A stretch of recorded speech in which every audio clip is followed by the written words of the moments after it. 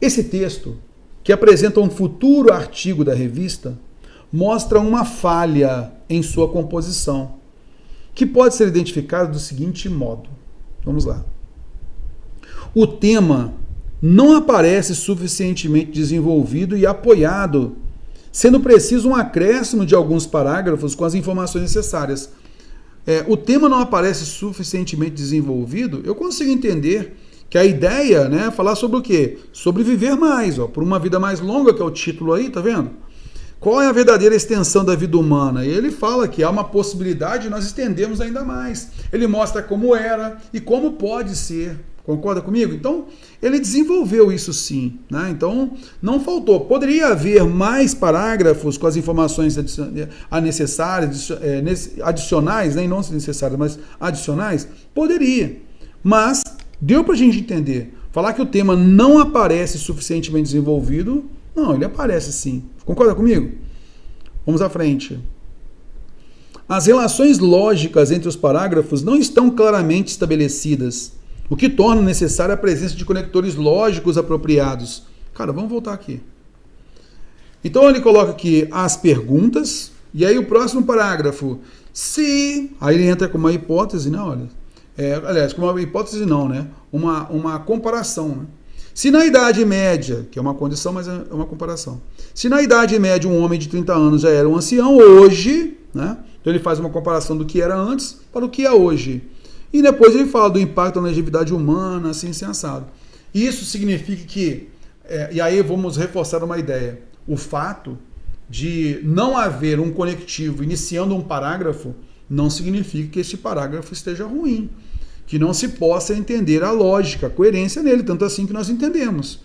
Então as relações lógicas entre os parágrafos não estão claramente estabelecidas? Elas estão claramente estabelecidas. Não há uma falha nesse ponto, concorda comigo? O que torna necessária a presença de conectores, eu posso até colocar conectores, mas muitas vezes ele está evidente, aquele sentido está evidente, então não há necessidade. Correto? Então, falar, né, que não estão claramente estabelecidos, não estão sim. E que é necessária a presença? Não é necessária a presença de conectores. Né? Letra C. O título escolhido não obedece a um princípio básico, que é o de refletir, em poucas palavras, o tema. Vamos lá. O título é Por uma Vida Mais Longa. Mas o título não é aqui, é Terra, Novembro. Não, o título não é esse não, tá? Então aqui é simplesmente a referência desse artigo aí, tá legal? E que foi, então, é de novembro de 2003, tá? Da revista Terra, tudo bem? E aí o título ficou aqui. Por quê? Até uma característica, né? Às vezes do texto de revista e tal. Muitas vezes não há aquele deslocamento do parágrafo, sabe? Aqui eu estou colocando um parágrafo para você observar, tá? Isso aqui não é um caminhão não, tá, gente? Isso aqui é um parágrafo, tá? Um caminhãozinho aí, ó. Vamos lá. Então esse aqui é um parágrafo, tá? Então há um recuo de parágrafo, tá? E aí o que aconteceria aqui, por exemplo, pegar o qual e escrevesse a partir daqui, ó. Aqui a partir daqui, aí nós teríamos essa caixinha aqui de parágrafo, né? Então a primeira linha, a segunda linha, a terceira linha e tal. Beleza? Como não houve esse recuo para a esquerda, né?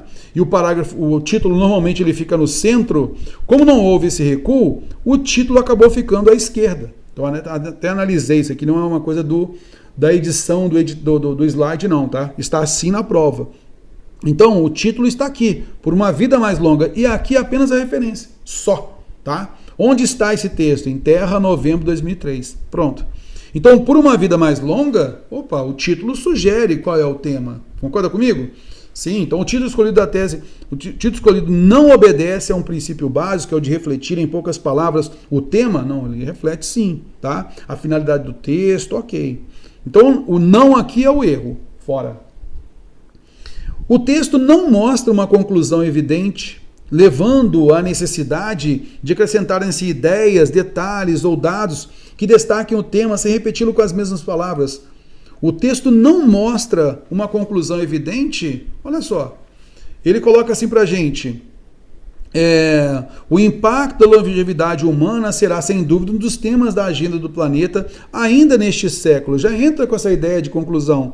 Mas ainda que isso represente um problema social e previdenciário, não deixa de ser alvissareiro imaginar que o ser humano terá mais tempo para aproveitar a sua existência, e talvez não seja uma utopia pensar que, diante dessa perspectiva, olha a conclusão, olha o arremate, o homem passe a cuidar melhor da terra em que viverá por mais tempo. Então a gente consegue entender aí que cabe uma conclusão, é uma conclusão. Então o não está errado. E aí sobra a alternativa E. Aí você nota a alternativa E da seguinte forma: algumas palavras ou informações podem ser desconhecidas para os leitores da revista.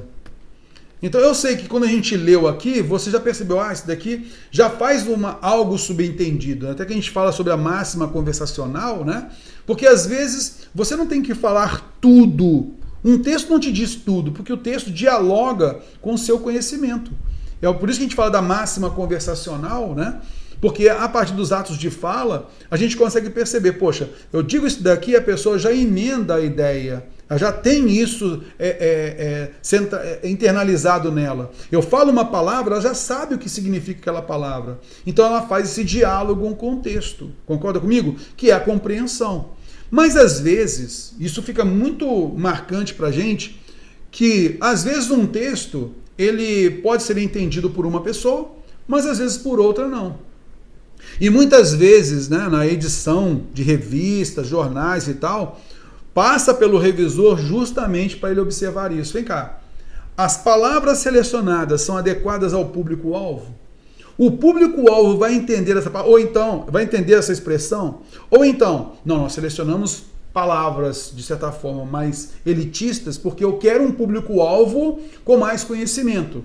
Eu quero um público, eu quero atingir aquele público que realmente gosta de literatura, que realmente gosta de economia, porque eu quero só para quem lida com economia, quem lida com a aplicação financeira. Então ele é uma forma de barrar as pessoas que não são da área, tudo bem? Então aqui você vai verificar que o texto, ele é um texto voltado, olha só, o texto positivo a seguir. Ele está falando então aqui, deixa eu até colocar aqui, ó, ele colocou.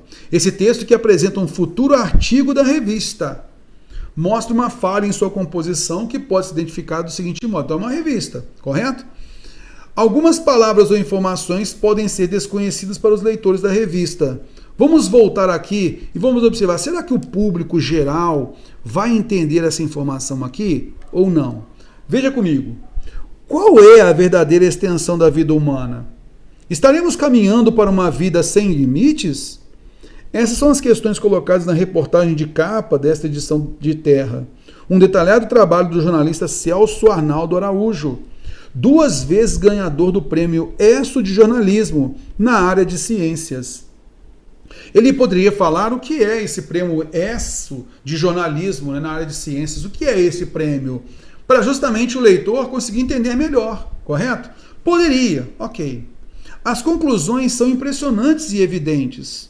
Com o aprimoramento da medicina, da bioengenharia e da genética, a tendência é que, em meados do século XXI, a expectativa de vida do ser humano ultrapasse os 100 anos e pode ir mais longe. O que é bioengenharia? Né? O que é o trabalho da medicina, da bioengenharia e da genética? Você pode saber, eu posso saber, mas o público em geral será que sabe? Vamos à frente, né? A gente só se coloca essa ideia aí. Se na Idade Média um homem de 30 anos já era um ancião, hoje já se pode pensar que com alguns cuidados e muita tecnologia, você pode viver muito mais que seus antepassados. Então aqui o próprio contexto nos mostra, né? O ancião aqui é considerado um idoso, um velho e tal, né? Mas é uma palavra que não é do vocabulário comum, né? Ancião. Normalmente seria o quê? Velho, para ficar mais próximo, né? Ou idoso, para ficar mais próximo da linguagem simples, né? Ok.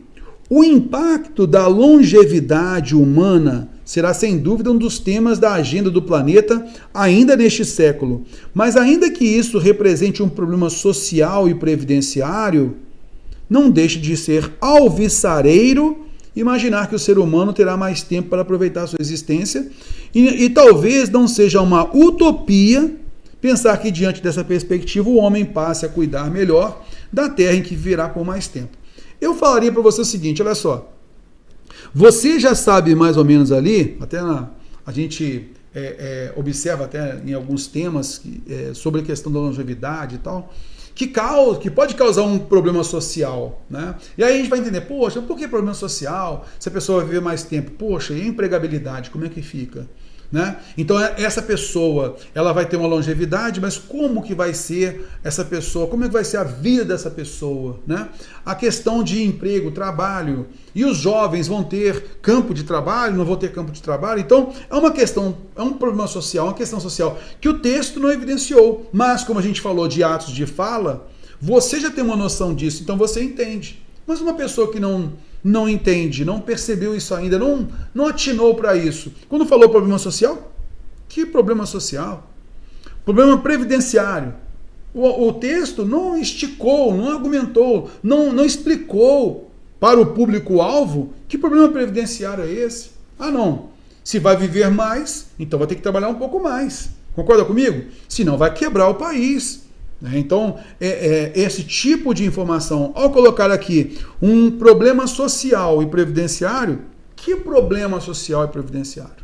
Né? Quais são esses problemas? Então, ele poderia ter evidenciado isso aqui, né? Assim como ele utilizou alvissareiro, utopia. Eu sei que para você ficou fácil diagnosticar, mas para muita gente não alcança esse vocabulário.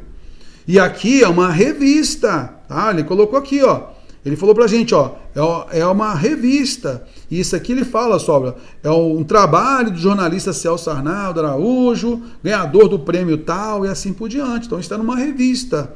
Então o público-alvo pode não alcançar essas palavras, tudo bem? Por isso que ele colocou algumas palavras que eu marquei para você lá, ou até mesmo informações que aí eu vejo esse problema social. Que problema é esse?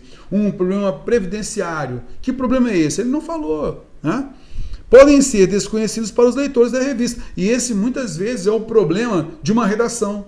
Às vezes a pessoa, ela escreve, coloca um argumento, mas deixa aberto, né? Deixa aberto. Ela faz uma expressão como um problema previdenciário, por exemplo, e não articula isso, não fala qual é esse problema, não explicita isso, né, para o leitor, para o examinador, tá? E essa foi uma falha. Sendo aconselhável o acréscimo de definições dessas palavras ou explicações sobre o problema social, o problema previdenciário ou a substituição de palavras técnicas ou raras por outras mais conhecidas, alvissareiras, né? Coloca algo que seja bom, olha, ficou bom, ok, está tranquilo, né? Então ele coloca depois lá também, a outra palavra foi, utopia, será sonho isso? Colocar palavras mais próximas, né, do vocabulário comum, né? Então a gente observa que a alternativa é a melhor resposta.